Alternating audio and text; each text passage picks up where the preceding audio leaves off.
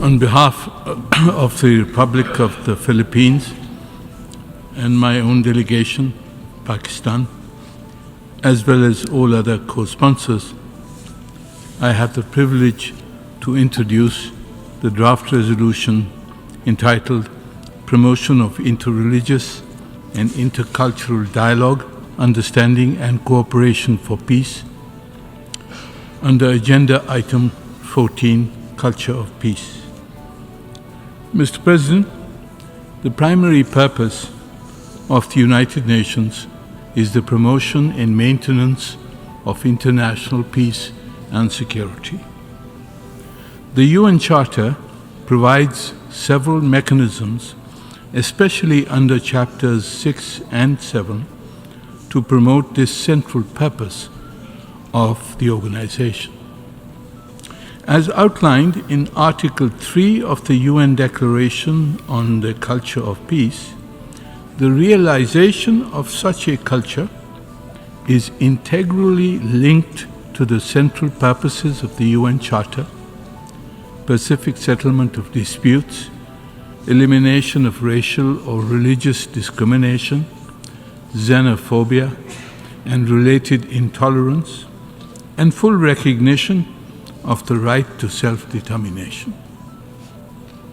Yet, to secure universal peace among and within nations, it is essential to promote a culture of peace, a culture which respects, accepts, and accommodates in policy and practice the diverse ethnicities, religions, and cultures which compose the mosaic of the modern states and our globalized international community. Mr. President, unfortunately, the challenges to the promotion of a culture of peace have grown in recent times.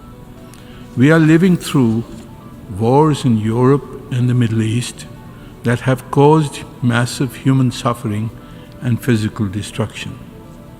We are witnessing the rise of hate based on religion, culture, and ethnic differences, resulting in acts of individual and collective violence. We are seeing the re-emergence of fascist and extremist ideologies even in mature democracies, including the phenomena of Islamophobia and other religious intolerance. States are resorting once again to the logic of power to impose their will on weaker nations. The Charter's norms of self-determination and non-use of force are being brazenly trampled. Meanwhile, terrorism has spread across the continents, destabilizing nations and regions. Yet it is precisely in such circumstances that the international community must mobilize the endeavors to promote a culture of peace. Pakistan and the Philippines have fostered this endeavor through their biennial resolution on a culture of peace. This year, the co-sponsors have made a conscious effort by carefully streamlining the text of the resolution to ensure that it focuses on its core purposes, which are: 1. To promote interreligious and intercultural dialogue to achieve peace and stability, and 2. To strengthen mechanisms that promise constructive dialogue across the most divergent divides. Mr. President, as conflicts and violence intensify, the beauty of religious, ethnic, and cultural diversity is overshadowed by hate and intolerance. Diversity is being weaponized as a catalyst for discord rather than for mutual enrichment. It amplifies the mistaken notion of a clash of civilizations, further fueling and perpetuating hate, discrimination, and organized violence against individuals, communities, and nations of different cultures, nationalities, religions, or race.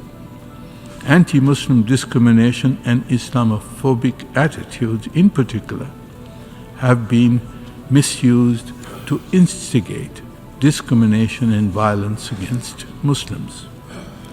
In this regard, the draft resolution recalls General Assembly resolution adopted year before last by consensus to observe 15 March as the International Day to Combat Islamophobia, and it also welcomes the commemoration of this day earlier this year in this General Assembly Hall.